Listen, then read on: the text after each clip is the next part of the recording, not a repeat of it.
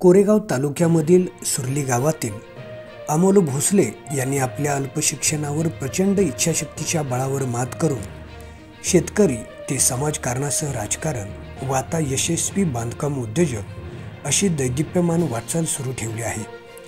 सर्वांना सोबत घेऊन निडर वृत्तीने सर्व क्षेत्रात आपला ठसा उमटवणारे सुरली येथील श्री गणेश कंस्ट्रक्शनचे सर्वेसर्वा कॉन्ट्रॅक्टर अमोल भोसले यांनी त्यांच्या वाटचालीत आलेले चढउतार याबाबत जे न्यूजचे संपादक जयदीप जाधव यांच्यासमोर आपला जीवनपट उलगडला।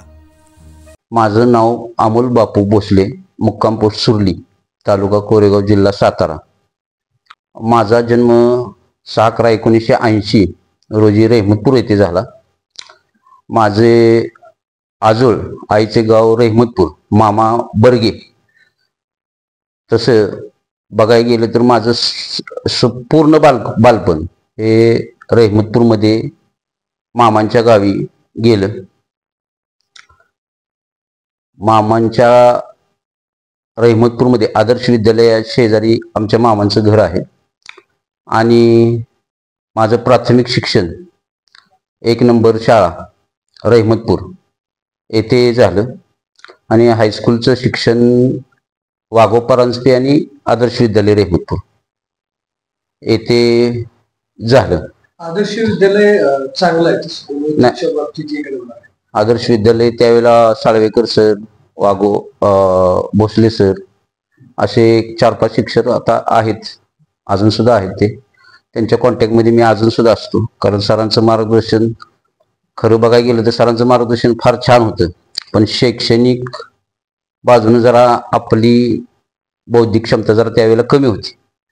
आता सुद्धा आदर्श शिक्षण संस्थेचे मुख्याध्यापक आहेत प्राध्यापक अनिल मोदी, चांगल्या पद्धतीने शाळा चालवतात। होते बोधे सरांचे पण होते आणि येणं जाणं सुद्धा असते आपलं, त्यामुळं आहे। पण आपलं शिक्षण तसं त्यावेळेला त्या काळात आपलं 10वी पर्यंत शिक्षण आपण घेऊ शकलो। शिक्षणानंतर मग तुम्ही इकडे कधी आला सुरलीला? 9वी मध्ये मग मी माझ्या गावी, वडिलांनी मला म्हणले आता तू येऊन जाऊन करू शकतो, आणि तसं 10वी पासून परत मी इकडेच राहिलो। 94-95 साली माझी 10वी पूर्ण झाली। 94-95 साली तर नंतर मग वडिलांच्या मार्गदर्शनाखाली शेती व्यवसाय, शेतीकडे लक्ष देऊन आपली घरची शेती किती? आपली घरची शेती 15 एकर आहे। म्हणजे त्यावेळेला आपली घरची शेती 10.5 एकरच होती ज्यावेळेला आपण इथं आलो, त्या सुरू केलं त्यावेळेला। तदनंतर मग वडिलांच्या मार्गदर्शनाखाली शेतीत ऊस, आले, गहू, हरभरा, भुईमूग अशी वेगवेगळी पिकं घेत वडिलांच्या मार्गदर्शनाखाली चांगल्या प्रकारे शेती करण्याचा प्रयत्न केला। वडिलांच्या मार्गदर्शनामुळे त्यावेळेला 4 फुटी सरी, 5 फुटी सरी, पट्टा पद्धत ही आपल्या भागात कुठेही म्हणजे पद्धत नव्हती। अशी साधी 2.5 फुटी, 2.25 फुटी सरी घालून आपण ऊस लावायचो। त्यावेळेला सुद्धा तुम्ही सुरुवातच केली?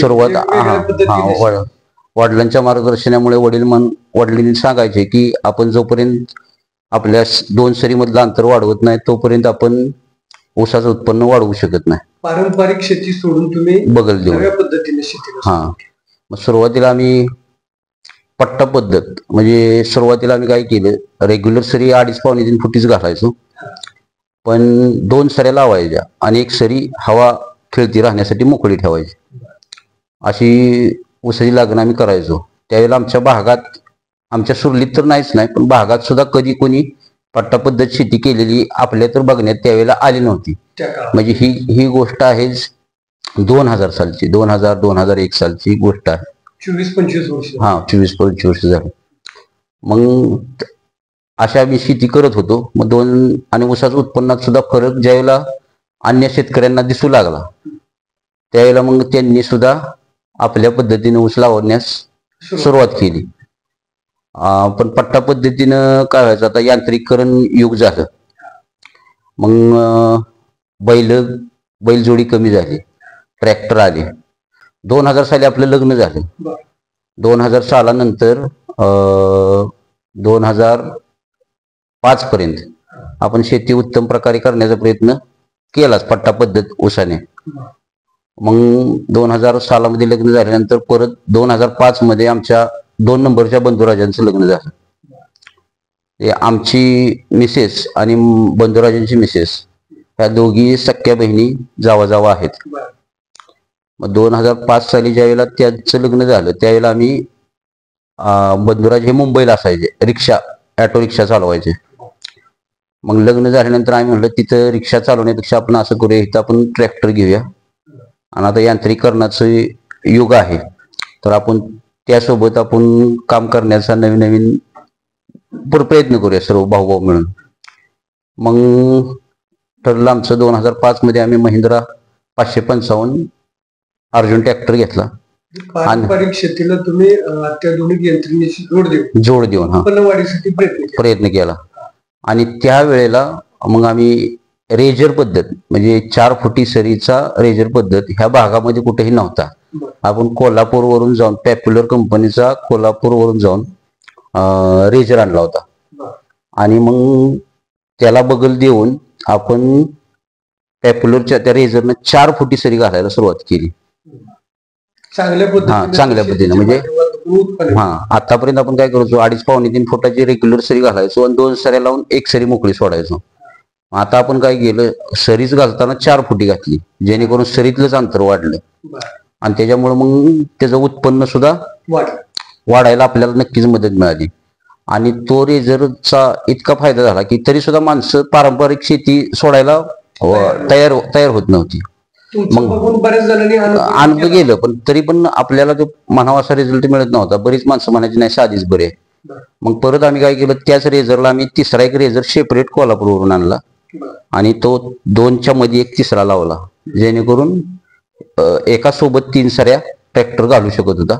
अशी पद्धत. मग गहू असू द्या, शाळू असू द्या, हरभरा ह्या पिकांना रेझरनं सरी घातली की ट्रॅक्टरचं चाक त्या सरीत न उठल्यामुळं आपण गहू ज्वारी जे काही टाकू त्यात ते चांगल्या प्रकारे उगवण क्षमता चांगली व्हायची.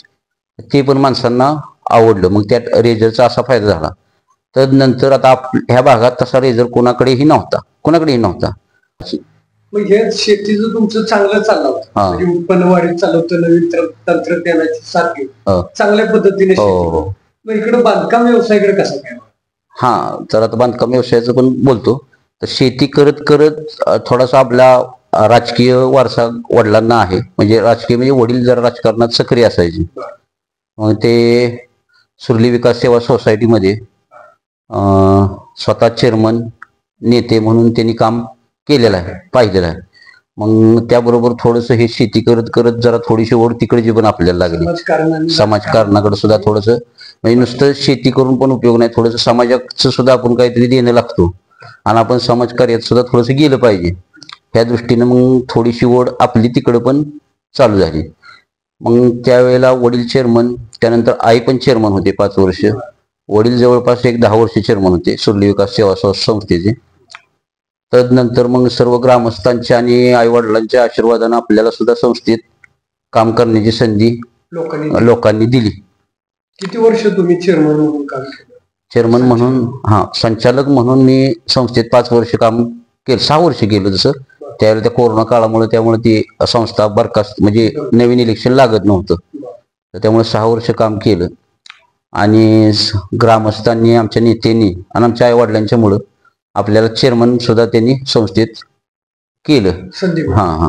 पण आता कसं होतं ज्यावेळेला राजकारण करत असताना सर्वांना सोबत घेऊन राजकारण केलं तर ते जास्त चालतं. ह्या उद्देशानं आमच्या वडिलांनी सांगितलं की आपली बॉडी 13ची असल्यामुळे सर्वांना मान सन्मान मिळाला पाहिजे. मग ह्यामध्ये कुठलं राजकारण न ठेवता 1 वर्षच तू चेअरमन राहायचं, 1 वर्षानंतर तू चेअरमनकीचा राजीनामा द्यायचा, संचालक तू 5 वर्ष राहशील, पण सर्वांना संधी देण्याच्या उद्देशानं मग वडिलांनी सांगितलं आपण तो शब्द वडिलांचा पाळून 1 वर्ष कामकाज संस्थेचं केलं चेअरमन म्हणून. आणि चेअरमनकीचा राजीनामा देऊन संचालक म्हणून 5 वर्ष होतो. आणि ह्या 5 वर्षाच्या कालखंडामध्ये मग कोणाची सर्व शेतकऱ्यांची मदत करण्यास आपण कोणत्या प्रकारे मदत करू शकतो सोसायटीच्या माध्यमातून. मग त्या माध्यमातून समजा ठिबक सिंचन असेल, घरकुल असेल, घरासाठी इंदिरा आवास योजना असेल किंवा पाईपलाईन असेल, शेतकरी निवास असेल, अन्य सामान्य कर्ज असेल, गाय असेल, म्हैस असेल, वाटप ह्या संदर्भात ज्या ज्या वेळेला शेतकऱ्यांची मागणी झाली त्या त्या वेळेला आपण संचालक मंडळाने तो निर्णय घेऊन शेतकऱ्यांना मदत करण्याचा 100% प्रयत्न केला. सोसायटीला पण आणि त्यावेळेला माझ्या मते, आता मी करेक्ट आकडा नाही सांगू शकत, पण आपण ज्यावेळेला संस्थेत होतो त्यावेळेला संस्थेने जवळपास 5 कोटीकडे वाटप नेलेलं आणि आपण जेव्हा चेअरमन झालो त्यावेळेला संस्थेचं वाटप 1 कोटी होतं. म्हणजे तुमच्या कार्यकालात चांगली वाटप चांगलं झालं. 5 कोटीवर संस्था गेलेली. आणि ते झाल्यानंतर मग ज्यावेळेला हे राजकारणात तर आपण आहेच, त्यानंतर वडिलांच्या आणि ग्रामस्थांच्या आपण जे काम केलं समाजात करतोय हे सर्वांना दिसलं. तदनंतर मग तंटामुक्ती अध्यक्ष पद सुद्धा आपल्याला गावाने आपल्याला तंटामुक्ती अध्यक्ष केलं. किती वर्ष आपण तंटामुक्ती अध्यक्ष? मी 2 वर्ष तंटामुक्ती अध्यक्ष होतो. ह्या 2 वर्षाच्या कालखंडामध्ये पोलीस स्टेशनला, तंटामुक्तीचा अर्थ काय आहे की गावातील भांडणी, घरातील भांडणी घरातच मिटवावीत, गाव पातळीत मिटवावीत. हे पोलीस स्टेशनला जाऊन कोर्ट कचेरी असला विषय काही होऊ नये. त्या संदर्भात आपण गावातील 99% भांडणं, म्हणजे आपण 2 वर्ष कालखंडात होतो त्या कालखंडात कुठलाही बांधावरचा वाद असू द्या, घरगुती वाद असू द्या, भाऊभावांचा वाद असू द्या, भावकीचा असू द्या, गावागावात काही असू द्या किंवा राजकीय काहीही वाद असू द्या, म्हणजे राजकीय 2 पार्ट्यांमध्ये सुद्धा वाद असतात, तर आपण तिथल्या तिथं त्यांचा नियोजन करून, म्हणजे त्यांना एकत्र बसवून दोघांना ज्याचं चुकतंय त्याला चुकतंय म्हणून दोघांनी मागे सरून तंटे 99% आपण मिटवले योग्य पद्धतीने. हो, जागा गाव पातळीतच. आणि असे तंटे मिटवले की म्हणजे त्यांचे तंटे मी त्यांनाच हात जोडून म्हणायचं की हे तुमच्यात हे असं झालंच कसं. कारण आज म्हणलं जसं मी त्यांच्यात गेल्यानंतर भाऊभावांतला वाद आपल्याला कळला का, वाद असतो किरकोळ बांधावर नसतो, पण तो असं 4 माणसात किंवा एकरीवर यायला नाही पाहिजे. कारण म्हणलं जसं तुमचा आज वाद आहे तसा उद्या आम्ही पण 3 भाऊभाऊ आहे बरोबर. भविष्यात आपण लहानपण भाऊभाऊ एका ठिकाणी कसं काढतो, किती एकामेकाला जीव लावून काढतो, आणि कळतं झाल्यानंतरच हा बांधावरनं सरीवरनं वाद का होतो ह्याचं जरा आत्मपरीक्षण ज्येष्ठांनी पण करावं आणि आम्ही सुद्धा करू बरोबर. आणि अशा प्रकारे अगदी पोलीस स्टेशन हा विषयच नाही, जागच्या जागेवर राजकीय काम करताना गाव पातळीत असाच एक ग्रामसभेत एक विषय झाला की आपल्या गावामध्ये एक गणेश मंदिर नाही, तर आपण सर्व ग्रामस्थांनी मिळून एक गणेश मंदिर गावात आपण स्थापन केलं पाहिजे लोकवर्गणीतून. असा विषय ग्रामसभेत झाल्यानंतर मग जरा गणेश मंडळाचा मी त्या काळात अध्यक्ष होतो. गणेश मंडळाचं आमचं जे शिवनेरी गणेश मंडळ आहे त्या गणेश मंडळाचा मी अध्यक्ष आहे.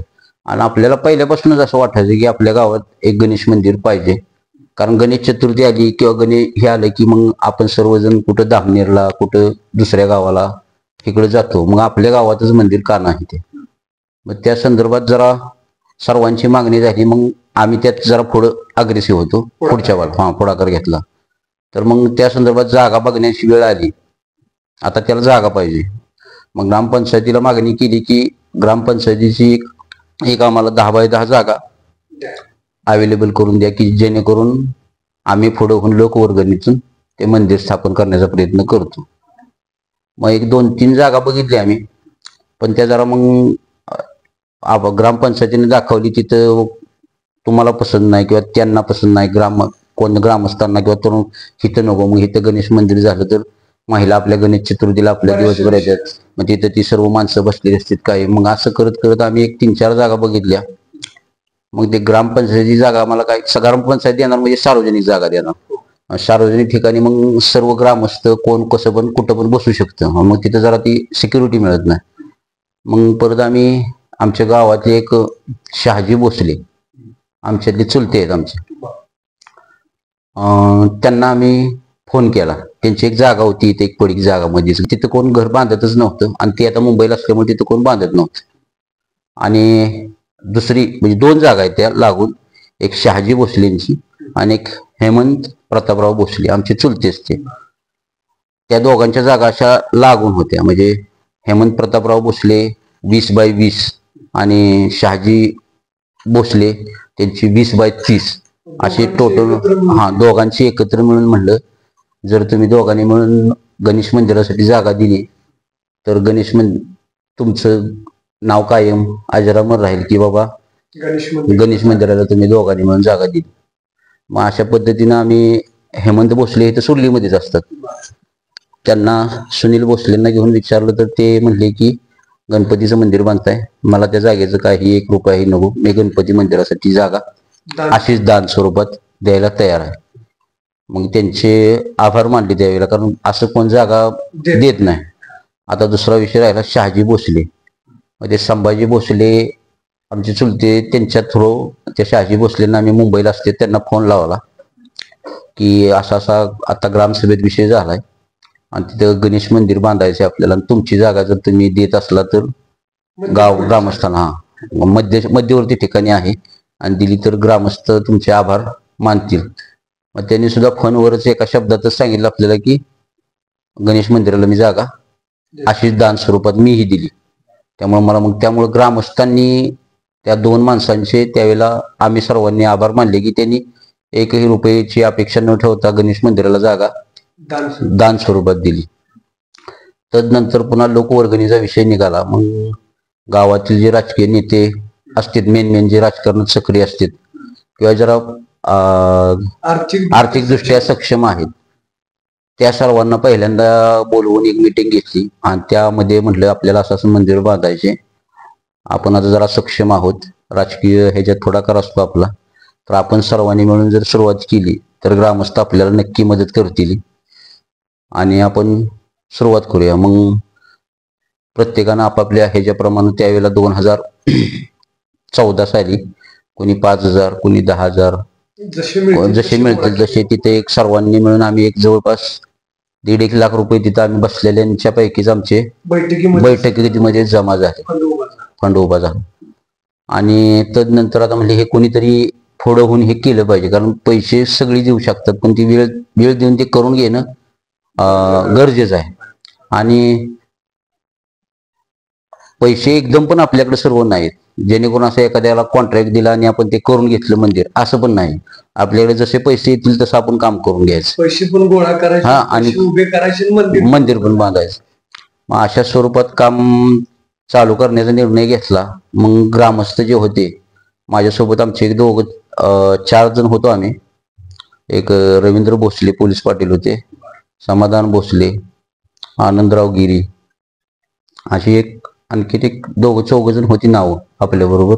सतीश गायकवाड त्यावेळेला होते सक्रिय, किशोर चंद्रकांत कदम, असे एक 5-6 जण माझ्या बरोबर होते. तू म्हणशील तसं आपण करूया. आणि मग सुरुवात केली. मग आम्ही आमचा ट्रॅक्टरचा व्यवसाय, आमचा ट्रॅक्टर आपण घेतलेला सुद्धा. मग ट्रॅक्टर आपल्या गावात जवळपास 10-12 ट्रॅक्टर आहेत. मग आता विषय झाला की पडीक जागा होती ती उतरायची कशी, तर मग ट्रॅक्टरवाल्यांना बोलवलं. ट्रॅक्टरवाल्यांना म्हटलं की आपल्याला असं गणेश मंदिर बांधायचे लोकवर्गणीतून आणि आपल्या ट्रॅक्टर मार्फत आपल्याला ती मटेरियल सर्व बाहेर काढायचे. मग ट्रॅक्टर युनियननं, म्हणजे ट्रॅक्टरवाले सर्व जे होते तरुण कार्यकर्ते, ते म्हणले आम्हाला 1ही रुपया आम्हाला ह्या गणपती मंदिरात तेलाचा सुद्धा नको, आम्ही असं श्रमदान म्हणून आम्ही आमचे ट्रॅक्टर घेऊन येणार. आणि गावातील सर्व ट्रॅक्टरवाल्यांनी आम्हाला त्यावेळेला गणेश मंदिराला सहकार्य केलं. म्हणजे तेलही डिझेलही त्यांनी घेतलं नाही स्वतःला. मग ते आम्ही जवळपास 2 दिवस ती जागा साफ करत होतो, त्याचे व्हिडिओ पण माझ्याकडे आहेत अजून. आणि साफ करून 2 दिवस JCP वाल्याने सुद्धा फक्त तेलाचे पैसे घेतले आणि ते काम आम्ही साफ करून घेतलं. मग परत साफ झाल्यानंतर ग्रामस्थ परत एक काहीतरी अशीच मीटिंग होते, ग्रामसभा होते, त्यावेळेला सर्व ग्रामस्थ जमा होते. त्यावेळेला आम्ही सर्वांना ग्रामसभा झाली की बोलवलं. म्हणलं जागा साफ केलेली आहे, सर्वांच्या हस्ते आपण तिथं भूमिपूजन करायचं आहे. आणि मग जवळपास दुकानातून येईल त्या माणसाला एक नारळ द्यायचा आणि त्याला फोडायला लावायचा. अशा पद्धतीने एक 100-125 नारळ आम्ही त्या गणपतीच्या मंदिराला, जेणेकरून कसं असतं गाव पातळीत मान सन्मान हा प्रत्येकाला दिला गेला पाहिजे. कोणी ह्या गणेश मंदिरात रुसला गेला नाही पाहिजे, नाराज नाही झाला पाहिजे. ह्या उद्देशानं आम्ही सर्वांना सोबत घेऊन ते गणेश मंदिराची सुरुवात केली. मग सुरुवात केली तर हे करायचं, आता हे कोणीतरी पुढं होऊन करायचं. मग हे आमच्या सोबत जी 2-4 आम्ही जण होतो, तसं गाव सोबत होतं. पण ह्या चौघांनी सांगितलं की तुला थोडासा वेळ असतो, आम्ही आमच्या कामात व्यस्त असतो, काय पुढाकार घेऊन तू कर, आणि आम्ही जिथं कमी पडेल तिथं तुझ्या बरोबर आहोत. मग अशा पद्धतीनं मग सेंटरिंगवाला एक, बांधकामवाला एक, कळसवाला एक, अशी मग माझ्या बी पद्धतीनं जरा माणसं हुडकायचा प्रयत्न केला आणि सर्व माणसं मला जुळून आली. म्हणजे कंस्ट्रक्शन व्यवसायाची सुरुवातच तुमची गणेशाच्या मंदिरापासून? अगदी अगदी अगदी. मग तिथूनच गणेश मंदिरापासूनच म्हटला तरी काय अडचण नाही, कारण म्हणूनच आपण आपल्या कंस्ट्रक्शनचं नाव सुद्धा गणेश कंस्ट्रक्शनच ठेवलेलं आहे, कारण आपली सुरुवातच गणेश कंस्ट्रक्शन पासून झालेली. त्यावेळेला जी माणसं आपण जोडलेली होती ती पुढे आपल्या उपयोगात म्हणजे कॉन्टॅक्ट मध्ये राहिली, आणि कंस्ट्रक्शन चालू करायला आपल्याला त्या माणसाने भरपूर साथ केली. आणि मग मंदिर असं एक 3 वर्ष म्हणजे मंदिराच्या स्टेपमध्ये जसे आम्ही पैसे जमा होतील, आज 50,000 रुपये जमा झाले, एक 8 दिवसात ह्या 50,000 मिळाले, तेवढं 50,000च काम करायचं असं. टप्प्याटप्प्या तसं. मग अगदी स्लॅब पर्यंत झालं, इमारत उभी राहिली, गणेश मंदिराचा गाभारा उभा राहिला. कळसाचा विषय आला. आता कळसाची कॉस्ट जरा लई जास्त लागत होती त्यावेळेला, मला वाटतं 1,30,000 1,40,000 काहीतरी कळसासाठी.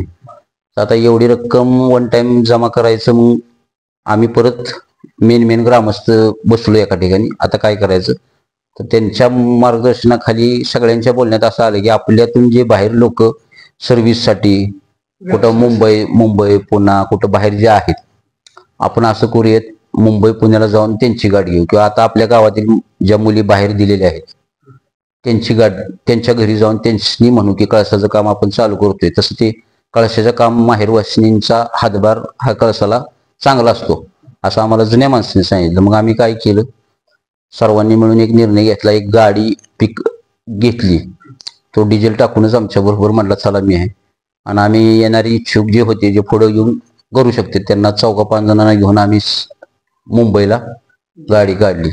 झाला निधी तेवढा? मुंबईला गेल्यानंतर मुंबईवरून दुसऱ्या दिवशी संध्याकाळी येस्तोवर आम्ही 1,50,000 रुपये गोळा करून माघारी आलो होतो. म्हणजे जिथं ज्या घरात आम्ही गेलो त्या प्रत्येकानं अगदी म्हणजे त्याच्या इच्छाशक्तीनुसार आम्हाला मदत केली. मग कोणी 1,000 दिले, कोणी 5,000 दिले, कोणी 10,000 दिले, कोणी 20,000 दिले. मग आपापल्या क्षमतेप्रमाणे पण गेल्यानंतर आमचा मान सन्मान करून, आणखी गावाकडची माणसं आलेत त्यांचा मान सन्मान करून गणेश मंदिरासाठी मदत केली. आणि आम्ही मग माघारी आल्यानंतर मग आम्ही ते कळसाचं काम उभं केलं. आणि अशा पद्धतीने ते पूर्ण केल्यानंतर गावचा आपल्या एक म्हणजे विश्वास पडला, आणि आपल्याला पण कॉन्फिडन्स आला की आपण ह्या कंस्ट्रक्शन क्षेत्रात उतरलो तर काय होईल, करू शकतो, म्हणजे कॉन्फिडन्स आला. आणि तदनंतर मग काय झालं, आपल्याच घराचं काम करायचं नियोजन आमच्या कुटुंबातील आम्ही 3 भाऊ, मी थोरला, 2 नंबरचा अमित भोसले आणि 3 नंबरचा कृष्णात भोसले, आणि आमचे वडील तुम्ही आता बघितलेच बापूदादा भोसले. आम्ही सर्वजण बसलो आणि आमचं स्वतःच घराचं काम आपल्या रानात शेतामध्ये 3घांचं एकत्र ठिकाणी करूया असं नियोजन केलं. आणि मग आपल्याला गणपतीच्या मंदिराचा कामाचा अनुभव होता. मग मी सर्वांना घरात म्हणलं की 1 वर्षभर मला काही रानातलं कामापासून जरा अलिप्त ठेवा. मी जर ह्यात लक्ष दिलं तर माझ्या मते बरेचसेच आपण 1-2-3 लाख रुपये आपण आपल्या घरात वाचवू शकतो, किंवा 2-3 लाख रुपये आपण जास्त काम आपल्या घरात करून घेऊ शकतो आपल्या बजेटनुसार. आता किती स्क्वेअर फूटचं आपण बांधलं इमारत? आता आपण हे जे आता आपण बसलोय हे घर आपलं 3800 स्क्वेअर फूट आहे, मोठं आहे. ग्राउंड फ्लोअर आहे 2800 स्क्वेअर फूट, आणि वर 1000 स्क्वेअर फूटच्या 3 रूम आहेत वर. छान इमारत झाली. इमारत. आणि मग हे करत असताना आपल्याला मार्गदर्शन त्यावेळेला एवढं मोठं काम करताना आपल्याला कोणाच तरी मार्गदर्शन पाहिजे, कारण शेवटी आपण नॉन टेक्निकलच माणूस. म्हणजे किती इंजिनियर म्हणून आपण हे नाही म्हणजे त्याला आपण अप्रुव्हल देऊ शकत नाही. मग त्यावेळेला माझ्या कॉन्टॅक्टमध्ये महेश भोते रहमतपूरचेच आहेत, ते कॉन्टॅक्टमध्ये आले आणि त्यांनी मला ह्या घराचा सर्व प्लॅन करून दिला आणि त्यांचं जरासं मार्गदर्शन मला लाभलंच. तदनंतर ज्यावेळेला मी कंस्ट्रक्शन चालू केलं म्हणजे साईट चालू केली भूमिपूजन करून, त्यावेळेला आमचे युवराज कदम रहमतपूरचे आमचे सुरलीचे जावईच आहेत ते आणि आमचे मामाच आहेत रहमतपूर नगरीचे, त्यांचं मार्गदर्शन मला भरपूर मिळालं. म्हणजे डिझाईन विषयी माहिती एक 10वी शिक्षण घेतलेल्या माणसाला डिझाईनची माहिती काय आहे, पण त्यांनी वेळोवेळी जेव्हा जेव्हा मी त्यांना फोन केला, त्यांना विचारणा केली किंवा साईटवर व्हिजिट त्यांनी मागितली मी त्यांनी दिली, त्यावेळेला मला भरपूर समजून सांगून अमोल हे असं नाही असं, अमोल हे असं असते, हे टॉपचा बार असा असतो, बॉटमचा बार असा असतो, कल्टर म्हणजे काय, रिंगा 6 इंचा म्हणजे किती, म्हणजे ते सर्व माहिती त्यांनी मला वेळोवेळी दिली. 1 वे गाळा म्हणजे काय, 2 वे गाळा म्हणजे काय, ही माहिती आपल्याला काहीच माहित नाही ना, आपण 10वी शिक्षण आपलं. पण त्यांनी मार्गदर्शन छान केलं आणि आज तुम्ही आता ही इमारत पाहताच आहे. आणि जे आपलं बजेट होतं त्या बजेटपेक्षा 1 लाख 2 लाख रुपये कमीच आपली इमारत झाली. हा, आपलं तरी त्या वेळेचं आता 3800 स्क्वेअर फुटाचं त्यावेळेचं बजेट आपलं होतं 60 लाख रुपये बजेट होतं, पण ते आपलं जवळपास 52-53 मध्येच आपलं पूर्ण झालं. हा वाचलं. हा हा. आता साधारणतः आपण कुठं कुठं किती घर बांधली, किती वर्ष? आता तदनंतर मग काय झालं, एक पूर्ण कॉन्फिडन्स आला की आपण आपलं घर बांधले म्हणजे आपण कंस्ट्रक्शन व्यवसाय करू शकतो आणि आपण 2 पैसे वाचवून काम करू शकतो. मग जर आपल्या कुणाचं जवळचं असलं काम तर आपण पैसे वाचवू शकतो एवढा कॉन्फिडन्स आपल्याला आपला दर्जेदार म्हणून. आणि मग तदनंतर मला आमच्या पाहुणेने म्हणजे पहिलं आता कसं असतं, ह्या आपण 10वी शिक्षणवाल्याला विश्वास कोण किती ठेवतो, पण आपलं काम बघितलं वास्तुशांतीला सर्व आपली पाहुणी झाली. पाहुणे हा मंदिराचं काम बघितलं, मला म्हणले जावाय तुम्ही लय चांगले केले आणि मग म्हणलं तुमचं करायचं असलं तर आपणच करू, दुसऱ्याला द्यायचं ती मला द्या, त्या बजेटमध्येच तुम्हाला मी करून देतो. आणि जसं आहे तसं आमच्या पिंपरीचे पाहुणे गोडसे, उमेशराव गोडसे आणि वाकेश्वरचे अधिक सोपानराव फडतरे, ह्या दोघांनी, वाकेश्वरचे पण मेहुणेच आणि हे पिंपरीचे पण मेहुणेच, ह्या दोघांनी आपल्यावर विश्वास ठेवला आणि पिंपरीमध्ये ह्या गोडशेंचं जवळपास 1300 स्क्वेअर फुटाचं काम सुरू केलं आणि वाकेश्वरमध्ये 3200 स्क्वेअर फुटाचं काम 2 मजली. आता ह्या 2 मेहुण्यांचं आलं, पण तिथे चुलत मेहुणे सुद्धा 2 होते. आता ह्या 2 मेहुणे मला म्हणतात करा, मग ते पण म्हणले दाजी तुम्हीच करा मग आमचं काम. मग असं चौघांचं मिळून तिथं वाकेश्वरमध्ये 3200 स्क्वेअर फुटाचं काम आपण ते चालू केलं आणि पिंपरीमध्ये गोडशीन चालू केलं आणि इथनं सुरुवात झाली. आणि तो लॉकडाऊनचा काळ होता थोडासा, त्या लॉकडाऊनच्या काळात सुद्धा चढ उतार एवढे असताना सुद्धा त्यांनी म्हटलेल्या बजेटमध्ये त्यांना जे बजेट सांगितलं होतं त्याच बजेटमध्ये आपण ते त्यांना 8 ते 9 महिन्याच्यात काम पूर्ण करून दिली. अगदी वास्तुशांतीला पुन्हा जावाय म्हणून आपण तिथं पोहोचलोच पोशाख घ्यायला. आता कुठल्या गावात आपण चांगल्या पद्धतीने इमारती उभे केल्या? आता आपली कामं सर्व आता पिंपरीमध्ये जवळपास आपली 15 कामं झाली असतील पूर्ण. वाटरमध्ये आता 5 ते 6 कामं चालू आहेत. पाडळीमध्ये 4 कामं झाली, त्यातली 2 कामं चालू आहेत. दुर्गवाडीमध्ये 5 कामं झाली, त्यातली आता 2 चालू आहेत. बोरगावमध्ये 4 कामं झाली.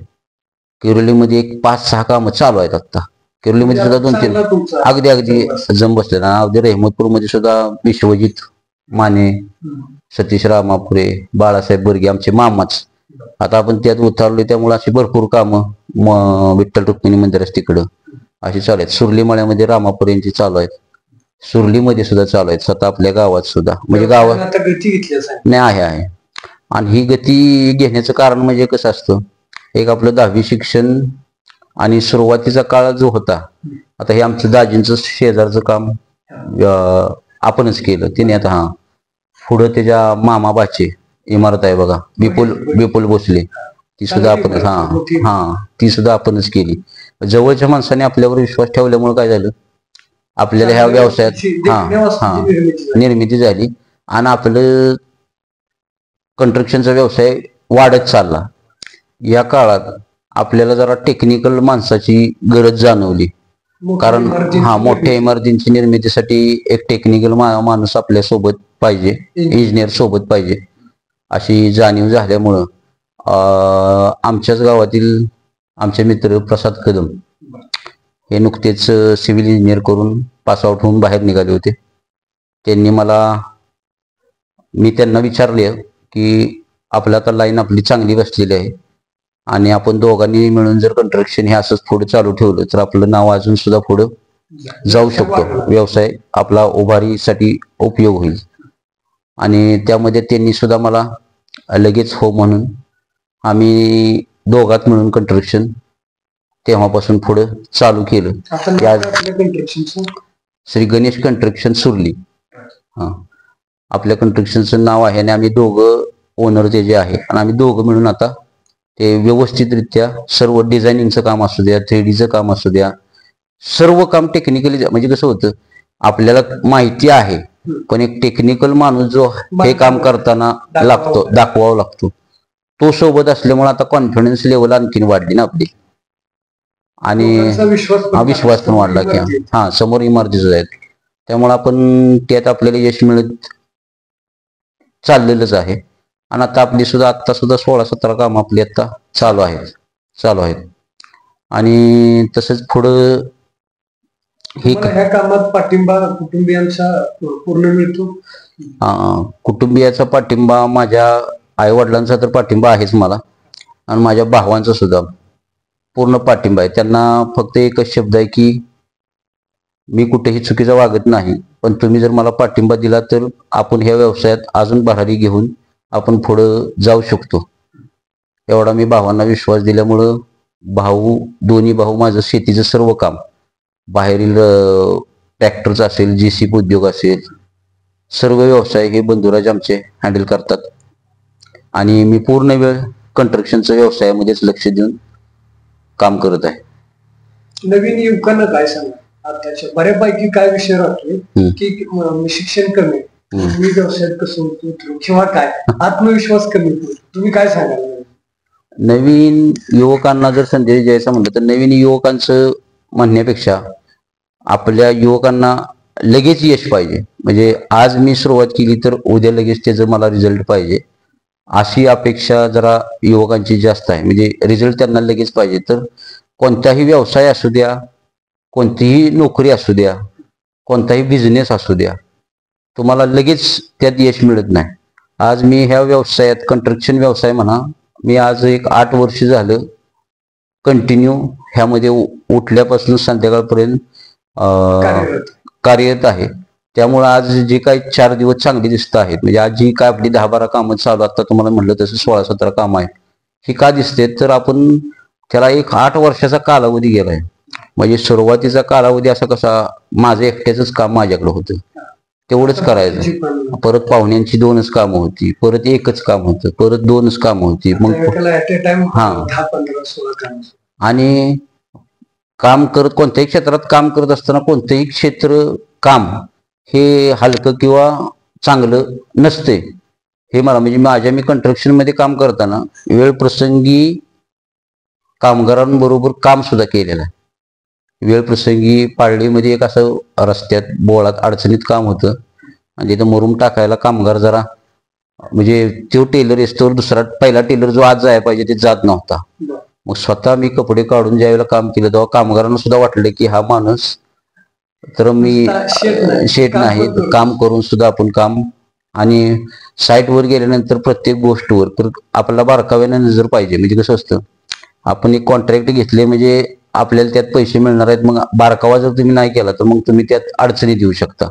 म्हणजे आज मी कंस्ट्रक्शनचं बोलताना असं नाही, उद्या एखादा फॅब्रिकेशनचा व्यवसाय असेल, एखादा वडापावचा दुकान असेल, एखाद्या नोकरीमध्ये, कोणत्याही व्यवसायात जर तुम्ही छोट्या छोट्या गोष्टीत जर बचत करत नाही गेला, विचार नाही करत गेला, आणि तुमची कंटिन्युटी किती पाहिजे, ती कंटिन्युटी फार महत्वाची आहे. कारण काय आहे, सातत्य पाहिजे.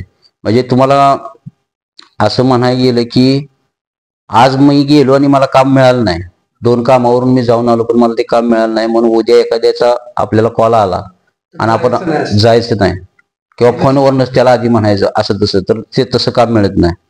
म्हणजे काम मिळवताना तोंडात साखर आणि डोक्यावर बर्फ आणि वाणी आपली कशी अगदी शुद्ध पाहिजे, तरच तुम्हाला माणसं एक्सेप्ट करतात. नाहीतरी व्यवसायात एवढं सोपं नाही. म्हणजे कोणताही व्यवसाय असू द्या, म्हणजे आज कंस्ट्रक्शन म्हणूनच नाही, अगदी फॅब्रिकेशन, हॉटेल व्यवसाय असेल, कोणता बिझनेस असेल, ट्रॅक्टर धंदा असेल, आहे का बरोबर.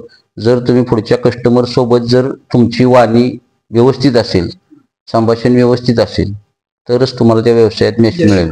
आणि त्यात सातत्य तर महत्वाचं आहे. तुम्ही आज पेरले की कोणतंही पीक उद्या उगवत नाही. आज पेरलं तर त्याला 4-6 महिने, वर्ष घालवावं लागतं. आज ऊस लावला तर 2 वर्षानंतर त्याचे पैसे मिळतील, आहे का बरोबर. पण आजकाल युवकांचं काय म्हणजे काय होते, आज ती चालू गेले की मग उद्या तुम्हाला यश पाहिजे तर तसे मिळणार नाही. तर युवकांना माझा एकच संदेश असेल, काहीही करा, फक्त त्यात सातत्य ठेवा. व्यवसाय करा, शेती करा. शेतीमध्ये सुद्धा आता काही स्कोप नाही असं नाही, सगळ्यात जास्त आता मी म्हणेन शेतीला स्कोप आहे. कारण शेतीमध्ये टेक्निकली सर्व व्यवस्था जर आपण अंमलात केल्या आणि जशी नोकरी करतो तशी जर शेती केली पूर्ण वेळ देऊन, म्हणजे नोकरीमध्ये कसं असतं, आपण 9ला जॉबला आपल्याला हजेरी लावायचे, तर आपण 9ला पंचिंगला तिथं पोचतो आणि संध्याकाळी 6ला सुटणार आहे, तर पंचिंग केल्याशिवाय बाहेर येत नाही. जर नोकरीगत जर शेती केली ना, तर शेतीसारखं पैसे आता ह्या कोणत्याच म्हणजे अगदी येऊन मी करतोय त्या कंस्ट्रक्शन मध्ये सुद्धा नाही. कारण शेतीमध्ये भरपूर पैसे, म्हणजे आमच्या घरात कुटुंबात आमच्या धाकटा बंधुराज जो आहे त्याच्या मार्गदर्शनाखाली 6 महिन्यापूर्वी आम्ही 1 वर्षापूर्वी टोमॅटोची लागवड केलेली, तर आम्हाला 25 गुंठ्यात जवळपास 5 लाख रुपये उत्पन्न मिळालेलं. 25 गुंठ्यात म्हणजे 4 महिन्यात. मग आता एवढे पैसे तुम्ही सांगा मला कुठल्या व्यवसायात आहेत का. ऊस शेती सुद्धा आपली 1 नंबर असते. म्हणजे जर ऊस शेतीकडे तुम्ही प्रामुख्याने लक्ष दिलं चांगलं, तर आजकाल माणसं 2.5-3 टनाकडे सर्व शेतकरी उत्पन्न काढत आहेत बऱ्यापैकी. आवरेज जे सरासरी होतं अर्धा टन पाऊण टनाच होतं, ते आता सरासरी कारखान्याचं जे आवरेज निघतं आपलं ते 1.25 टनाच्या आसपास निघते. आणि चांगले शेतकरी उत्पन्न काढणारे अगदी 2 टनाला प्लस 2-2.5 टन उत्पन्न काढतात. मग जर तुम्ही शेतीकडे तसं प्रामुख्याने लक्ष दिलं तर शेतीत सुद्धा तुम्हाला स्कोप चांगला आहे तरुणांना सर्व. आणि व्यवसायाचं जर बोलायचं झालं तर व्यवसायात तुम्हाला सातत्य, कंटिन्युटी ही तुम्हाला ठेवावी लागेल. लगेच तुम्हाला यश मिळणार नाही. फक्त सातत्य ठेवा, डोक्यावर बर्फ ठेवा, तोंड गोड ठेवा, यश हे तुम्हाला मिळणारच, त्यात काही शंकाच नाही. मी बापूदादा भोसले, माझं गाव सुरली. तुमच्या चिरंजीवांनी म्हणजे 3 चिरंजीव तुमचे, शेतीमध्ये असेल, कंस्ट्रक्शन लाईन मध्ये असेल, राजकारण असेल, समाजकारण असेल, सगळ्या क्षेत्रात कार्यरत आहे.